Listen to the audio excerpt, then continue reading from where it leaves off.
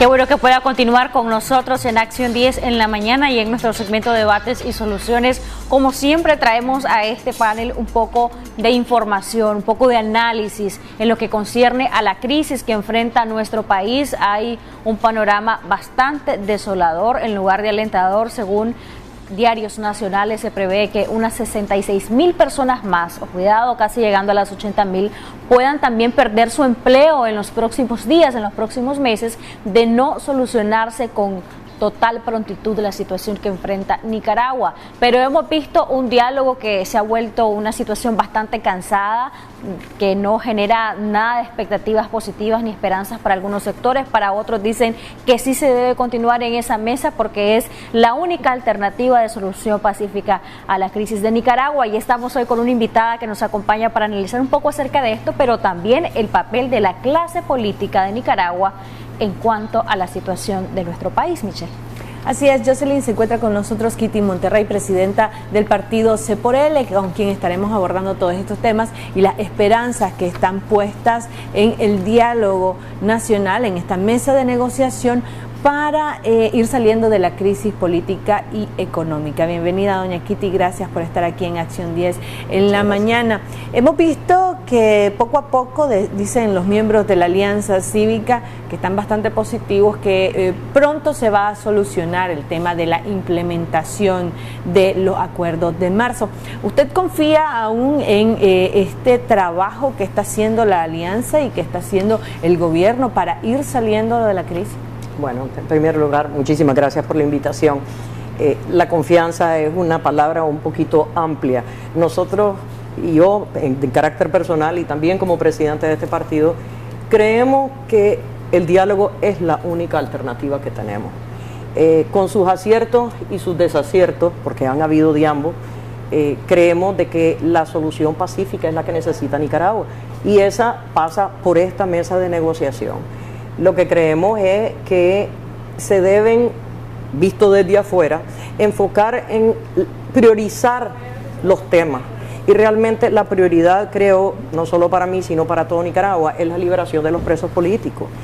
Y no necesariamente creo yo que se deben de ver los acuerdos como un conjunto, porque hay cosas con las que tal vez nunca se va a poder llegar a un acuerdo y en vez de estancar una negociación por otros temas que tal vez no se van a poder, es preferible enfocarse en aquellos que sí tienen solución y, como les dije anteriormente, para mí lo más importante es la liberación de los presos políticos.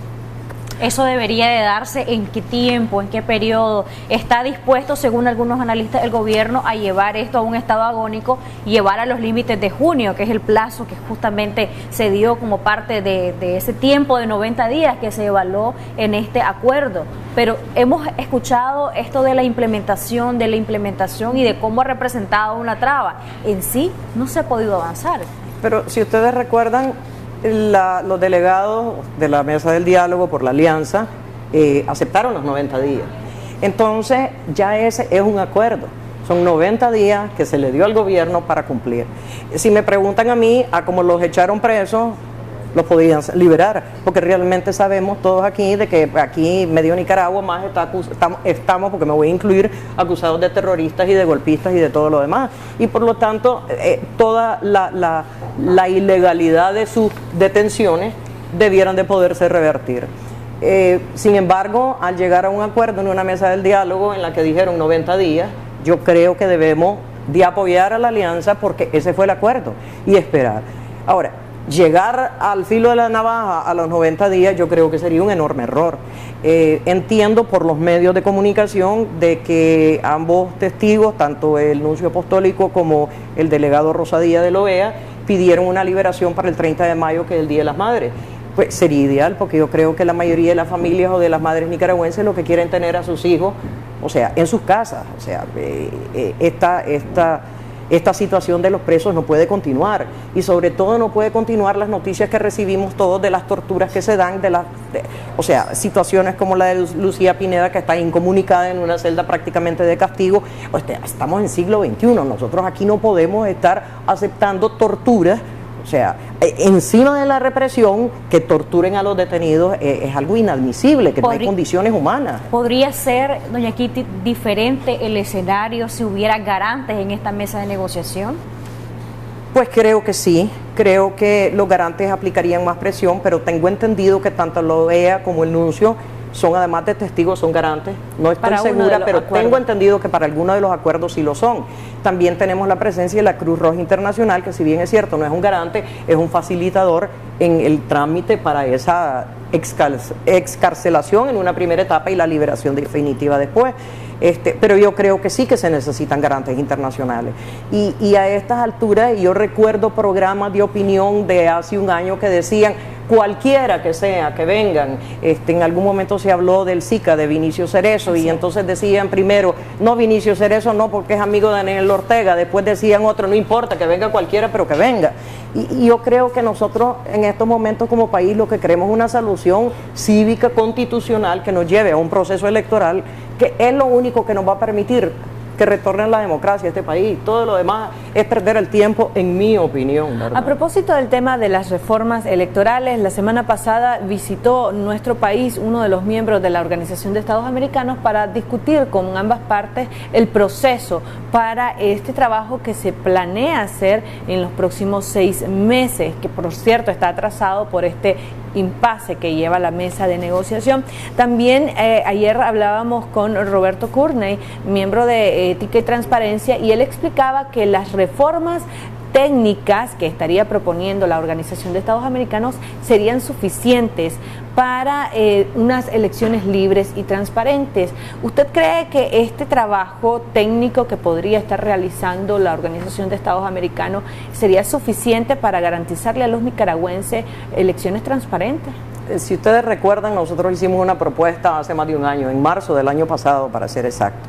Ya a estas alturas y con todo lo que ha sucedido, lo que nosotros proponemos es dividir en dos lo que es necesario y lo que es urgente. Lo que es urgente nos puede dar esas elecciones. Porque ¿qué es lo que necesitamos aquí básicamente? Necesitamos una elección internacional y nacional que realmente vea que vea todas las etapas del proceso, ¿verdad? Desde el inicio hasta el final, para que nos garantice realmente de que es un proceso transparente. Aquí se habla mucho de la destitución o de los cambios de los magistrados. Los magistrados no son los que cuentan los votos, los magistrados simplemente cumplen con una orden que se les da.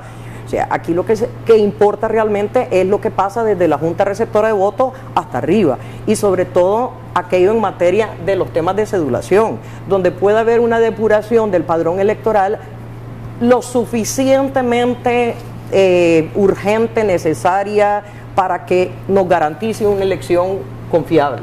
¿Eso qué significa? Publicar el padrón electoral con las fotografías en cada centro de votación, que la misma comunidad cercana pueda decir, ve, este murió, este no vive aquí, este lo están importando, este va a ser parte de un ratón loco, Entonces, las mismas personas que viven en la comunidad pueden ir ayudando a depurar el padrón.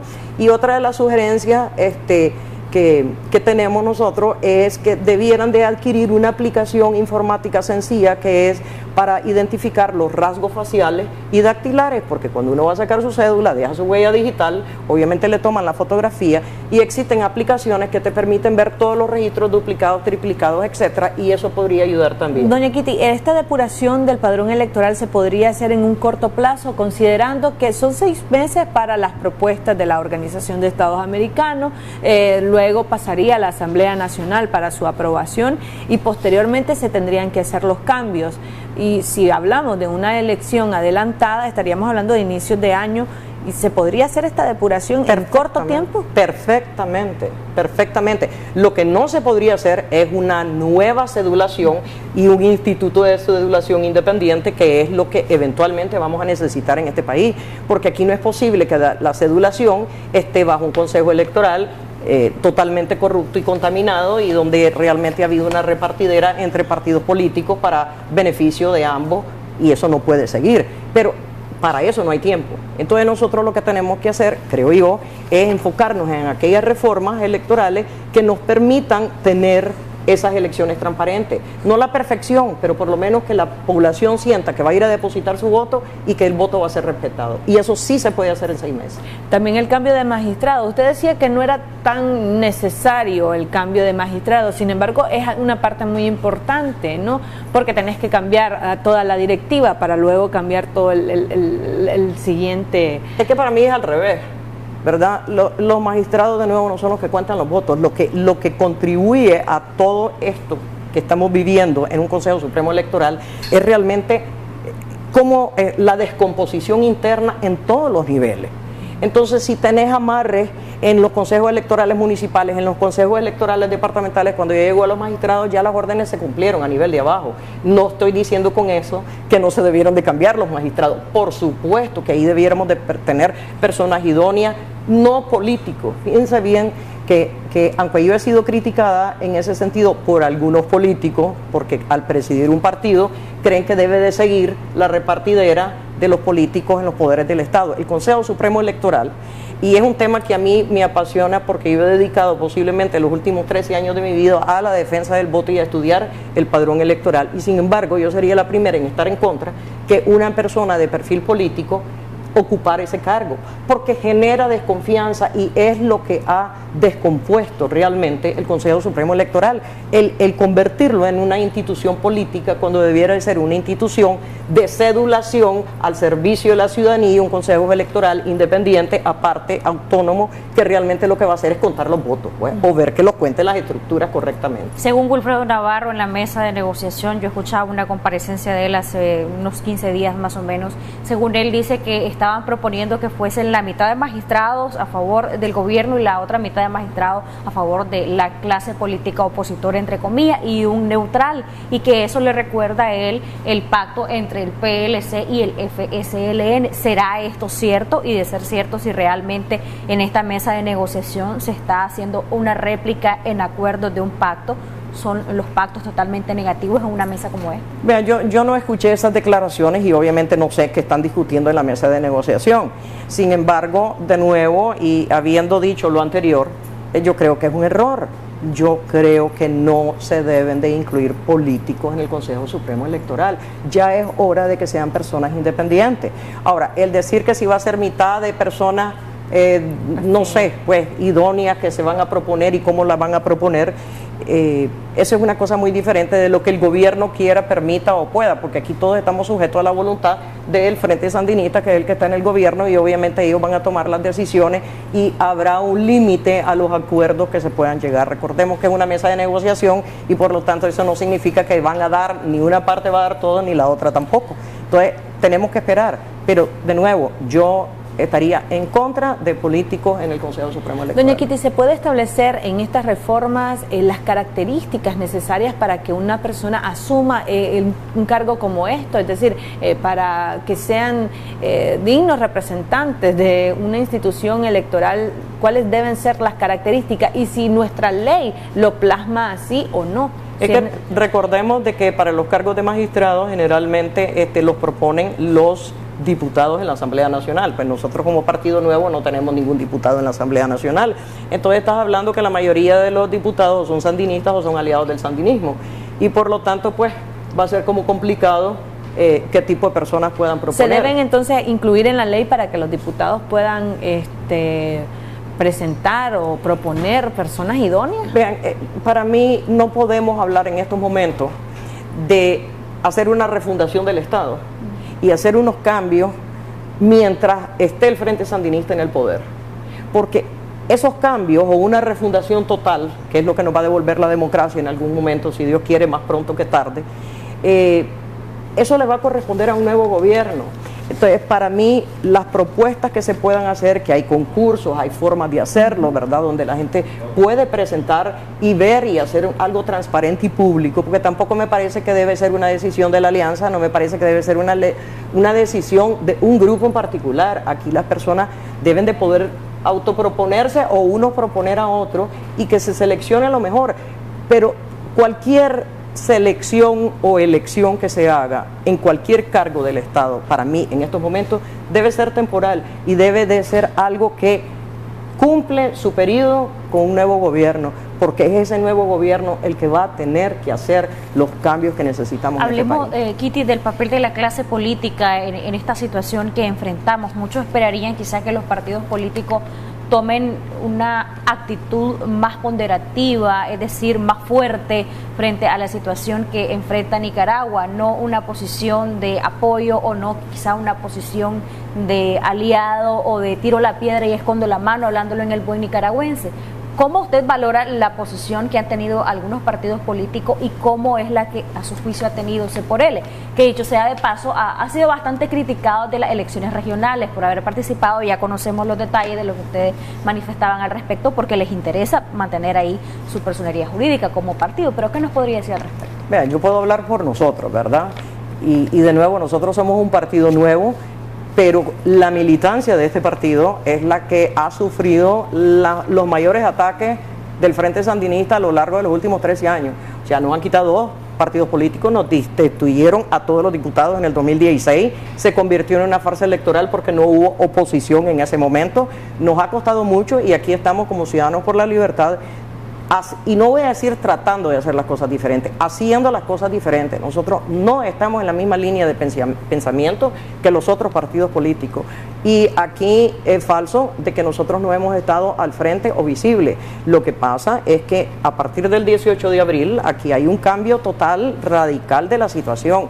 Y obviamente los partidos políticos tradicionales lo resienten porque están acostumbrados a hacer la primera hoja del libro. Bueno, nosotros en 13 años, nuestra gente siempre ha estado al frente y todo el mundo lo sabe, los miércoles de protesta, hemos tenido, o sea, nos ha pasado de todo, pues sin necesidad de entrar en detalles, pero yo creo que todo el mundo está claro de eso.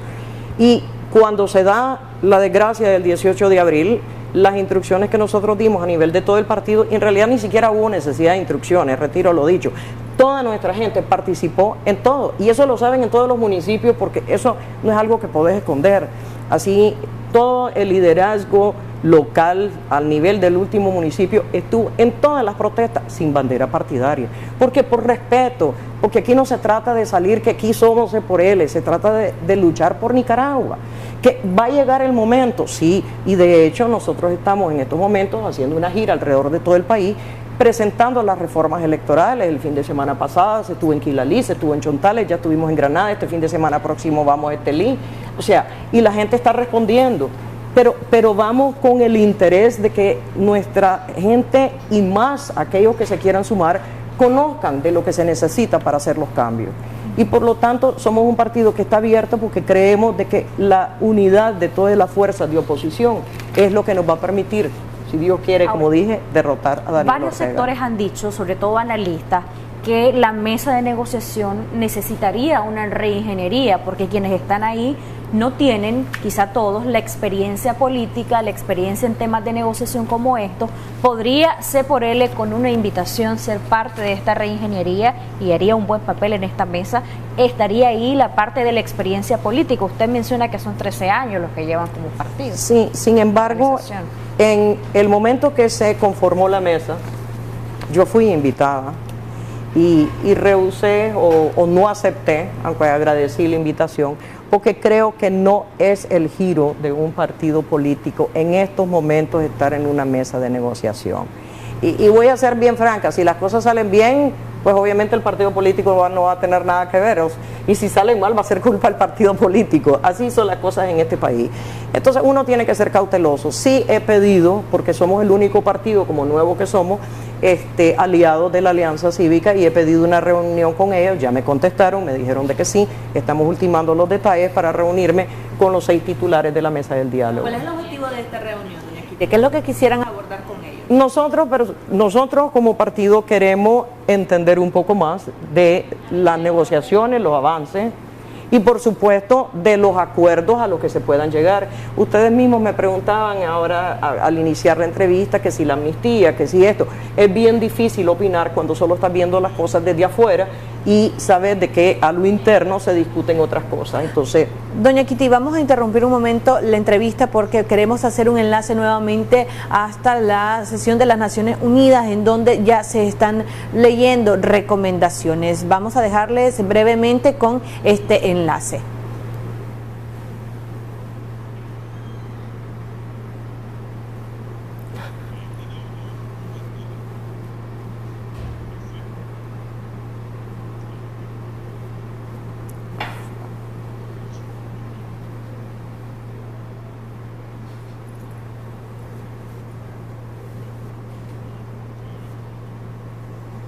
Tenemos pequeños problemas técnicos. En cuanto los solucionemos, tendremos este enlace con la ONU alrededor de las recomendaciones. Que retomemos los temas que estarían discutiendo, doña Kitty, con los 6 miembros titulares de la Alianza Cívica que están en esta mesa de negociación. ¿Qué tipo de puntos les interesa como partido político abordar con ellos y en donde estarían discutiéndose? A ver, el primero y el más importante de todo es liberación de presos políticos. Queremos entender el avance de esas negociaciones, si hay un calendario, o sea, exactamente qué es lo que está pasando y cuáles son las alternativas o las propuestas, tanto las que puede haber hecho el gobierno como las contrapropuestas que puede estar haciendo los delegados de la mesa. Para nosotros es importante entender realmente qué es lo que se está discutiendo ahí. Si somos aliados, y nosotros nos hemos pronunciado siempre en apoyo a esa mesa, pues a la mesa del diálogo y a la alianza, tenemos que entender para poder seguirnos pronunciando en ese sentido. Y el segundo tema, que nos atañe tal vez un poquito más por nuestra participación en los procesos electorales, son las reformas electorales. Es de suma importancia conocerlas. Y de nuevo, yo nunca he estado de acuerdo en que haya discusiones bilaterales entre los partidos políticos y el gobierno para hacer reformas. Yo creo que eso tiene que ser abierto, creo que tiene que haber consulta y creo que la OEA, en todo caso, y a través del memorándum de entendimiento reactivado, es la que deberá de implementarla después de haber escuchado todas las propuestas que hay. ¿Cuándo sería el momento de los partidos políticos de hacer su contribución a esta situación y de ver como la supuesta clase opositora que son ante lo que vive Nicaragua, de dejar una posición y de negociar, de ejercer presión también? Porque han dicho que en la mesa de negociación falta presión. ¿Falta qué, perdón? Presión. Vean, yo creo que aquí cuando se habla de presión, se habla de levantamiento en las calles, que es algo que desgraciadamente debido a la represión y a las amenazas, pues nadie puede salir a protestar ni siquiera con su bandera. Entonces, pero hay otro tipo de presiones y hay presiones nacionales que sí se están dando y están por supuesto las presiones internacionales. Entonces, creo de que mientras el gobierno continúe sentado en la mesa de negociación, existe la voluntad política. No estoy diciendo que hay voluntad política de cumplir, pero existe voluntad política al menos de seguir dialogando. Y yo creo que eso es un paso positivo. Si se interrumpe el diálogo, se interrumpe la negociación, aquí no vamos a tener otra alternativa que una guerra civil, y aquí nadie quiere ir a una guerra civil.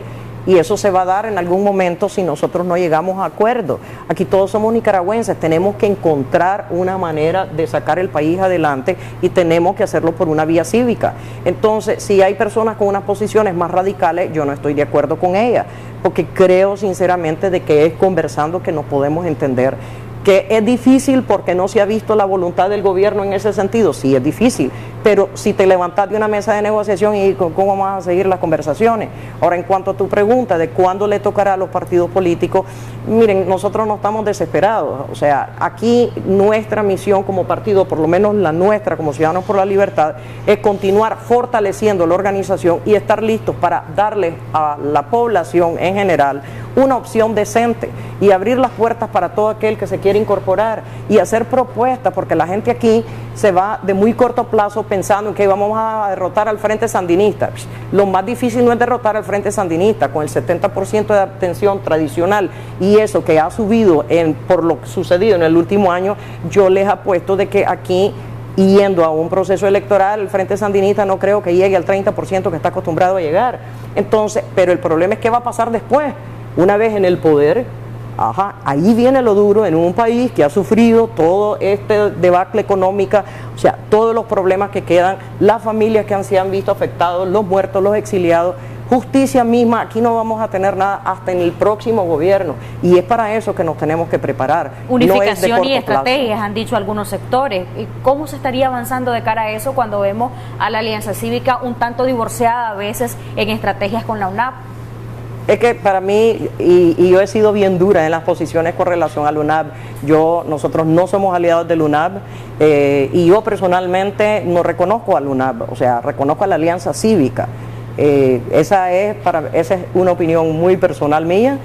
Yo no veo ahí realmente una verdadera representación de sectores de la población.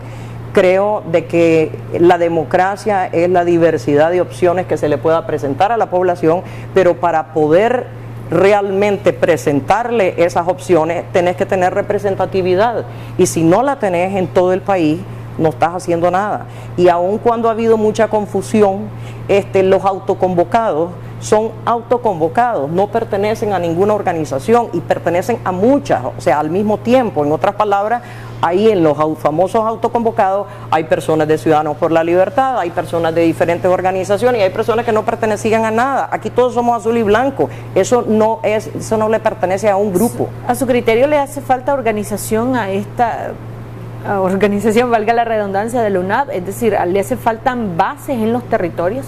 Es que estás hablando de 60, una formación, de 60 siglas, de las cuales si hay 3 que tienen personería jurídica es mucho, y las otras pues yo no sé qué representan, les digo con toda sinceridad, y no estoy tratando de descalificar a nadie porque no es mi intención.